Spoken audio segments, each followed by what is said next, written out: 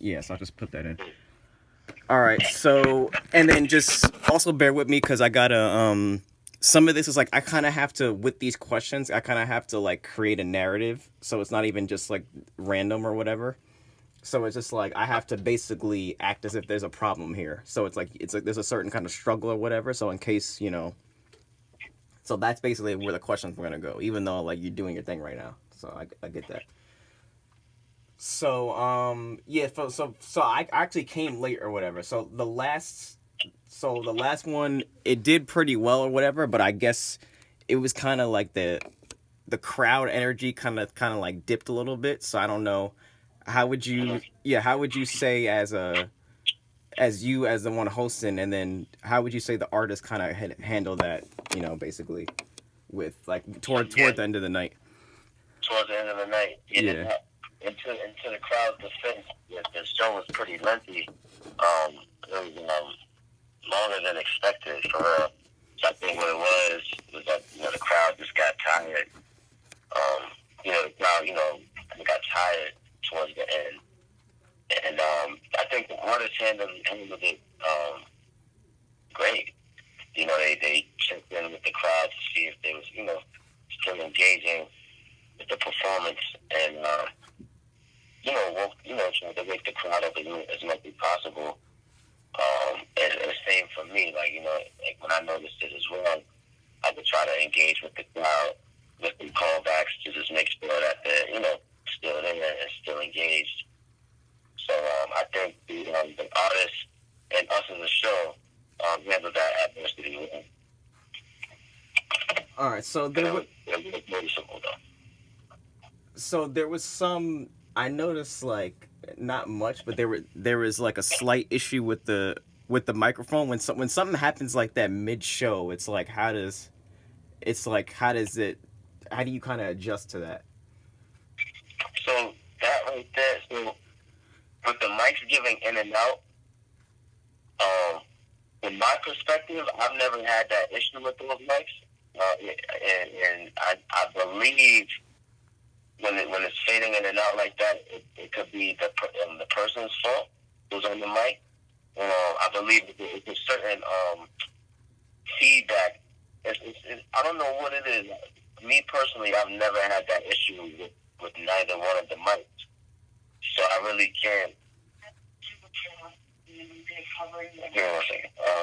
And they're screaming. Yes. You use stuff that's more about where they're holding the mic in position. Okay. Yeah. So the mic fading in and out has something to do with the feedback, and I believe when the artist is covering the mic or if they're screaming too loud into the mic, it does that. But so I really can't explain why it was given out like that because most of the artists, the mic was flawless. And same for me as well. But I believe the artists who did experience that technical difficulty handled it well. They didn't let it stop them or distract them. They flew through their song or their freestyle all the way through. All right. So I guess you're managing basically every one of them for the night, like you're just engaging them. So what is some of the positive and negative feedback that you receive from the artists, or any feedback at all from the artists? Mm-hmm. I guess after each show. Yeah, so after the show, the artist was very thankful and humble and happy to be there, and happy to have the opportunity. And it's something that they expressed to me after the show before they left for the night. Um, but that was one, and one of the most interesting pieces of feedback was one of the guys from Brooklyn. His name was Glenway Brooklyn. And he actually stayed after the show to talk to me, and he was just saying like he thought it was amazing how I was able to put such an event like that together and be able to run around and have everything organized in that fashion. When we started talking about smoking weed, like we had it was funny. We started talking about that, and I was telling him I don't smoke anymore. I used to. and he can understand because the level that I was managing the event, he can't imagine me being under the influence and being able to manage the event like that, So it was a nice good laugh him and I shared it on that point of view, and I was just letting him know, like, yeah, exactly, it's a certain type of focus I gotta have when organizing this, and being able to be on point and have the ability and energy to do it. You feel me? So I told him, in order for me to be successful at this, I kind of had to put that to the side. So that was interesting. But some negative feedback, like some comments were, of course, the microphone situation with some of the artists. One of the artists was letting me know that they wanted their music to be louder, so I made sure I communicated that with the DJ to go ahead and just bump the music, to turn it up a bit. But that was, as far as like any negative feedback, that was pretty much it. It was like the microphone and then just turning up the music a notch. Other than that, everything else was positive, and all of the artists want to do it again. They want to come back for the next Fridays.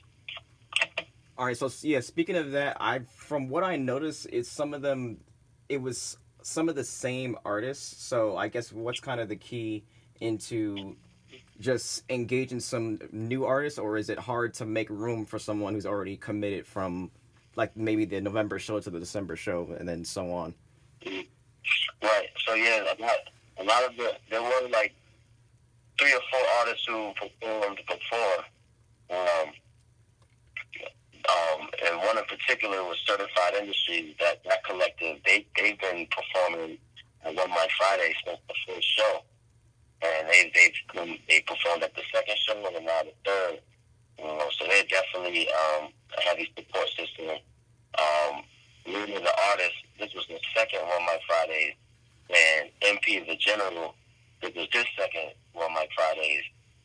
For them, at this point, them as a brand, they're pretty much enrolled into the One Mic Fridays brand, and I believe that they're gonna continue to perform as I do these events. And I like how they promote the events, and they're cool. So they're musician friends.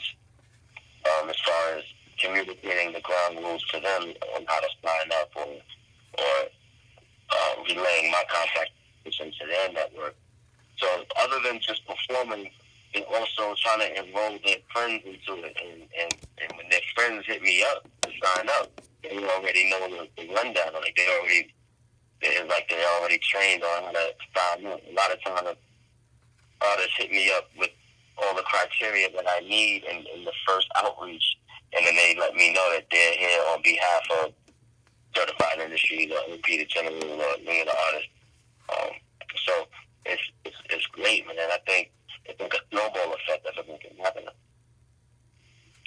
All right, so DJ Webstar's there. So how big is? I mean, I'm not sure how often because it's only been 3 or 4, so I'm not sure how often he's been there. So how big is just it's a celebrity. So how big is his presence to the brand itself, just being there? Yeah, Webstar was a blessing, man. That's big bro right there, and he already had a relationship with Uptown Barber. He already had a relationship with Kaiser and Brian. Just over the years, and he was, he pretty much was a regular at the bar outside of One Mic Fridays. And Web and I also, we have a previous relationship over the years as well.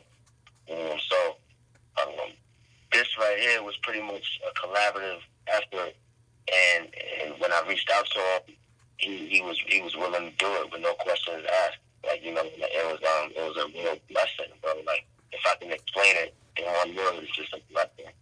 You know what I'm saying? And I don't take it for granted at all. Webb is somebody I looked up to as a youngin', like in 2006 when the new Chicken Noodle Soup record dropped, and then he dropped the album, Like it's something that I actually went out and purchased. You feel me?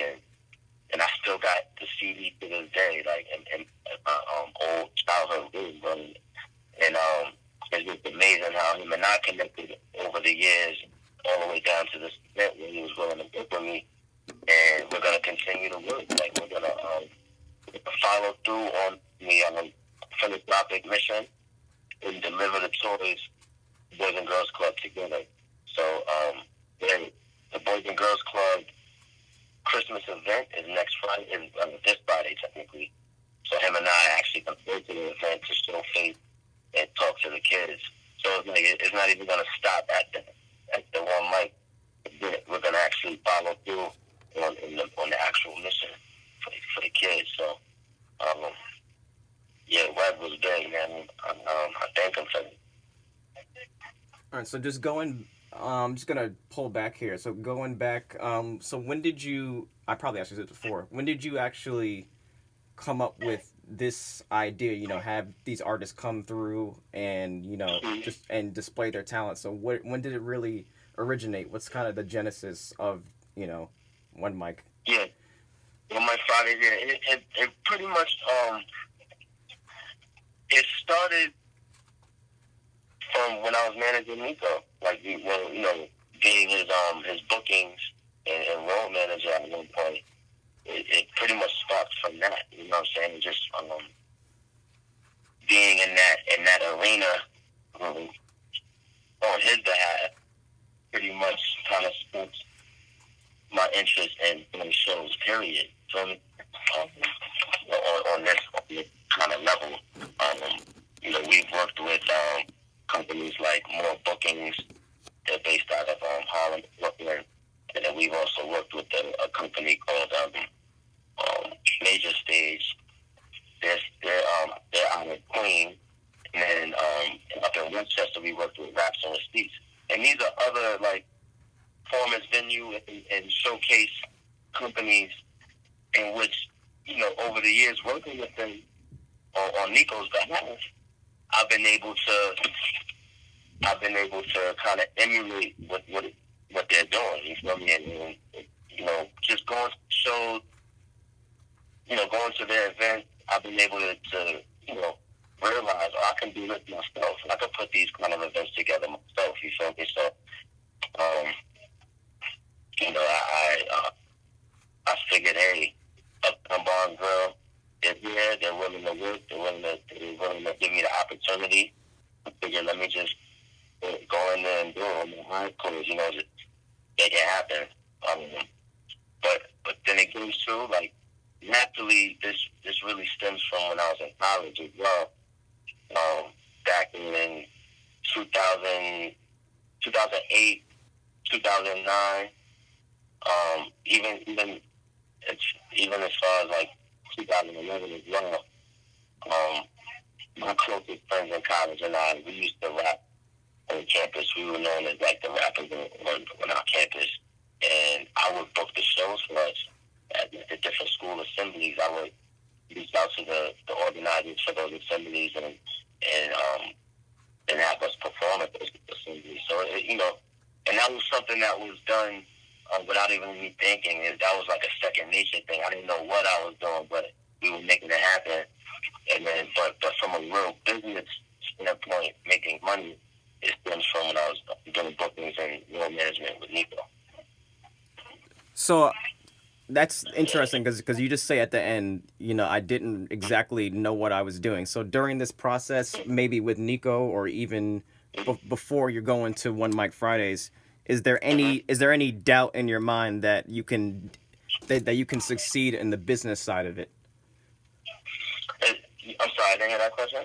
So like you just said, like, I mean, back in college, like I didn't really exactly know what I was doing. You were just kind of so is there any doubt during this process putting on One Mic Friday, or just when you're first starting out with Nico and you're learning the craft, is there any doubt that you can succeed business wise, or is there any example of something that was a setback? No, I never have any doubt with it. Like I know that I know me, and I know my history as a person and just maneuvering through life. I'm really gonna make it happen. Like No matter how it has to happen or the route I have to take for it to happen, I know I'm going to make it happen. And I face adversity and challenges very well. And so it's never a doubt. There's always going to be challenges and adversity, but I never look away from it. I always face them and overcome them. So all I have to do is just do it. Like all I have to do is just put it out there, and then I'll take it from there. You feel me? A lot of planning and a lot of groundwork does have to happen in order for me to be successful in these events. So I make sure I set the time aside to do my groundwork, to do my research, and really connect with the resources that I need in order to make it happen. So like going back to when I was in college with my friends, it really wasn't, like I was saying, I didn't know what I was doing, and I was doing it. I can say then I wasn't doing the groundwork. I was just doing it. You feel me? But now in here in the real world, like here in the business world, I know that in order to do really good and strong business, and to not be a liability, to actually be an asset, I have to do a lot of groundwork, a lot of research. So I make sure I do that.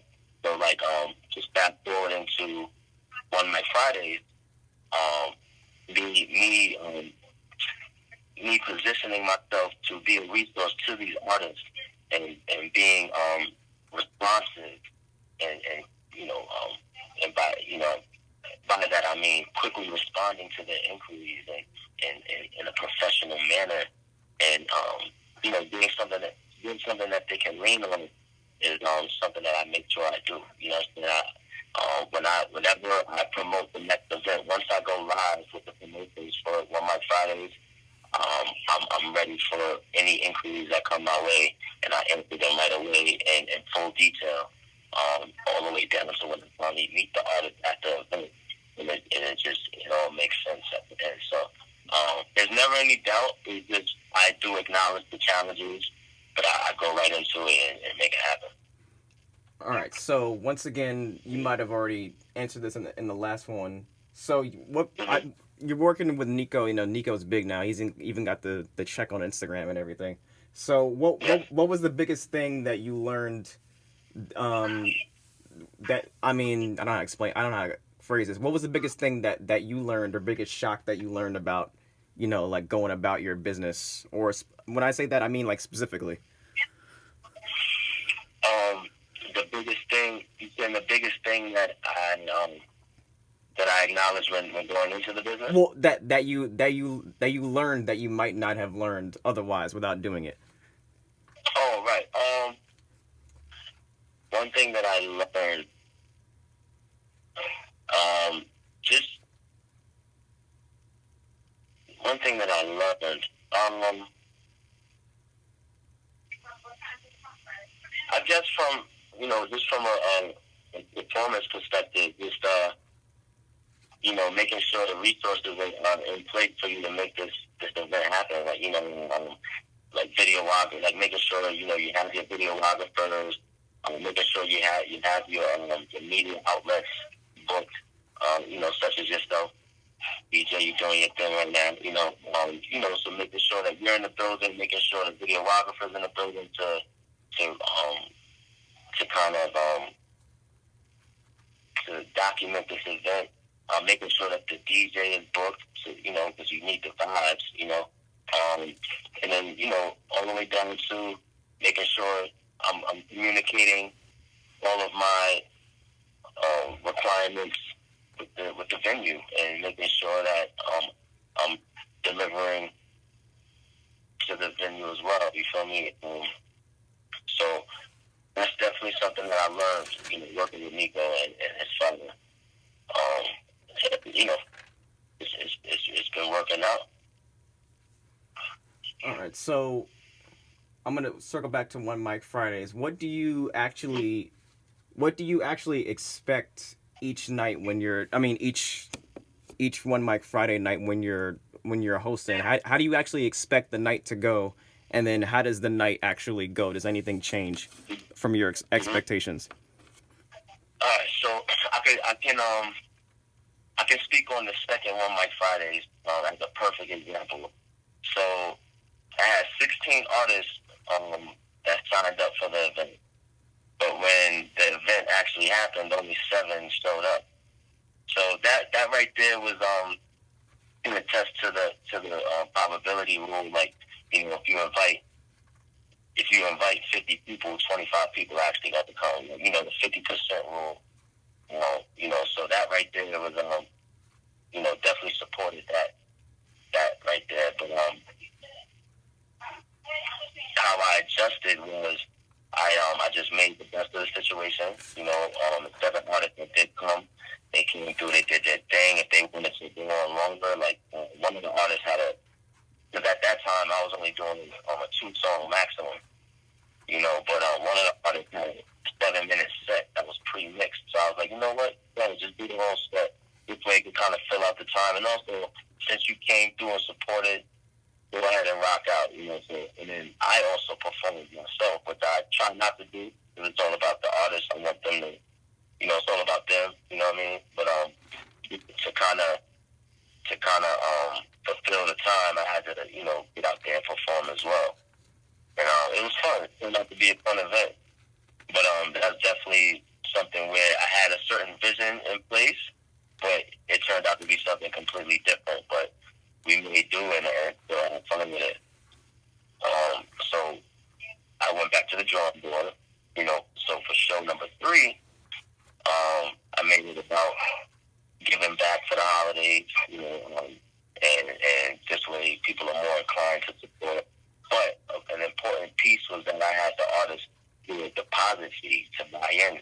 So this way, they're gonna come and perform, sure, because you're not gonna invest in something but not follow through on it, So just having them pay a $10 deposit will make sure that they come to the event and perform. So that and it actually worked out. One of the artists who signed up last for the second show, he ended up not coming.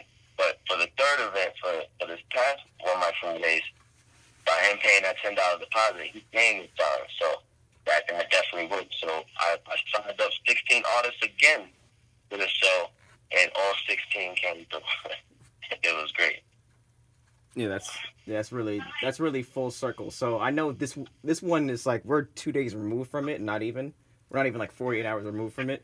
I guess what are you planning to what are you really planning for the next show? Are you even thinking that far ahead? Yeah, it's so funny. I was just sitting down with Kyla just moments ago, just trying to figure out the next event. The next event is going to be in January. So I was debating if I should take a month off and then come back in February, but I think with the way the momentum is going, I'm going to just come right back in January. For January, I'm going to make it, it's just going to be a regular show. This is going to be a regular show just to kind of keep the consistency going. And I'm still going to do the $10 buy-in just to keep, to confirm that these artists are going to be there. But this show is going to be, I'm going to fine tune it even more. So, like, with the toy drive, I incorporated some the artist's branding on the projector, so I was able to have them provide me with the logo or visual that they wanted me to project on the screen behind it. And I think aesthetically it looks great, and it looks great for me, and it looks great for them as well when they have their visuals out there. When they post their pictures or videos from the show with their brand in the background, it's gonna look good for them. But it was a little, internally, it was a bit unorganized. It was my first time doing it, but so I had all of the photos in different folders, in each artist's respective folder. And for the next show, I'm just gonna put everything into a slideshow, so this way it just runs seamless, and this way that the audience doesn't see me toggling between the different screens and stuff like that in the different folders. It kind of takes away from the show aspect, but it was just for me to try it out, and I'm going to fine-tune that the same way I fine-tune booking the artist, so everything is a learning curve, and I'm excited. So, but the January show is just going to be a regular conventional show, just fine tuning the new things that I did for the tour drive. And the February show is gonna be being behind it for Black History Month. So I'm gonna work out those details. So more details to come on that. But January, I'm like that. All right, so your thing on Instagram, it says I just need your actual like, so I just need for like the purposes of Q&A actually like, so it's like where your place of employment is, because your thing says consulting agency, but I know that's probably just like a listing thing. So it's just like what are you doing? So outside of the One Mic Fridays, your place of employment of management, and like, I guess how long you've been doing that and how that's going. Mm. Yeah, because so on Instagram it says consulting agency. You know, pretty much what I'm trying to say there is that I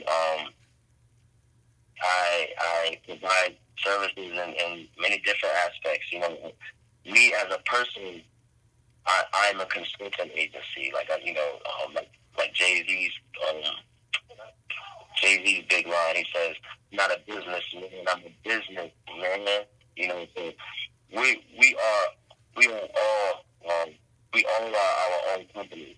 So I'm just trying to say that I can assist you in anything that you're trying to do. So with the music management, when I was doing bookings and road management in Nico, yeah, that was my function. But in general, I was consulting in a way, you know, by booking these shows and getting him in the building at these different events, and doing that right hand man and then at these events on site, consulting, you know. So that goes into the resume. And then with the One Mic Fridays, um, I'm putting these events on at the Grill. They're providing me the opportunity and the platform to put these events on. But then on the flip side, it's also exposure for them as a brand as well. Because now when you speak on One Mic Friday, when you think of the venue, it's going to be Uptown Bar and Grill. You know, so all of these new artists that I've just met at One Mic Friday, they're in the building. They know of Uptown Bar and Grill now because that's where they're going to be performing. So when they show up, they come get a drink, they eat, they get comfortable, and they love the vibes. So it's something that they go home with, remembering, wow, I had a good time at Uptown Bar and Grill, So that's consulting, I'm consulting Uptown Bar and Grill in this sense as well. So that's why you see that on my Instagram. I'm going to fine tune websites and different links and CTAs. That's coming soon. All right, so and this is a kind of an abstract question. What has music? I mean, even since college, what has music done? Just music in general done for you personally. What music has done for me? Music has given me a voice. Music gives me a lot of confidence in myself, because I was able to find a hidden talent within myself and knowing how to rap, writing music. As a kid, I've been writing rap since I was like, what grade was that? My first rap, like second grade or third grade. I was in grade school, elementary school for sure, and I recited my first rap in front of the class in sixth grade.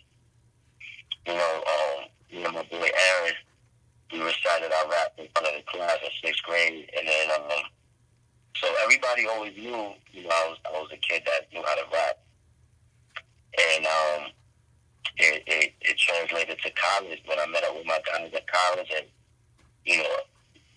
internally we were just playing around, passing the time, but the feedback that we were getting from our peers was like, yo, y'all dudes was really nice, but we didn't really take it seriously like that. We just graduate from school and get, go down the 9 to 5 route, to have some insurance. But just listening to music, and then now managing the music, from all upcoming artists, it's great, man. It's kind of hard to explain, but it's a part of me. You know what I'm saying? It's something that I enjoy doing. All right, so I think I've gone through everything that because Yeah. I'm still gonna use something that I didn't write down from the last assignment. So Okay. yeah, just to like fuse it together because I could you get an interview, you can't really put everything down. So Yeah. I guess what's your, since you're doing the One Mic Fridays and we know we're all supporting it, I guess what's next in your, I guess, your personal life and your personal future. Mhm. What's next? Um, Next is to continue on my Fridays and just have it grow as a brand, and then develop my emceeing skills. This is like a new feat for me right here. So I'm putting these events on myself, and I'm very proud of them. Every event is going to get better aesthetically, and they're going to run more smoothly as we go. But now I see that my new skill set that I have to work on is being an MC, hosting these events. So I'm just going to try and tune that skill set and kind of position myself to be that full service of putting the event on, like organizing the event and emceeing it. So whomever needs these services, I'm going to be that guy for them. So that's next for me. And just trying to build a consistency with One Mic Fridays at Uptown Bar and Grill. Uptown Bar and Grill being the bottom line for One Mic Fridays, but being able to travel with One Mic Fridays as well. So bring it to a different city every now and then, or bring it to a different borough or a different state every now and then, or just attack it with a bigger event every now and then. But Uptown Bar and Grill being the bottom line venue for it from a consistent point of view. So that's next. And then personally, just turning it into a legit business and enrolling people as I go. All right, yeah, I think I pretty much got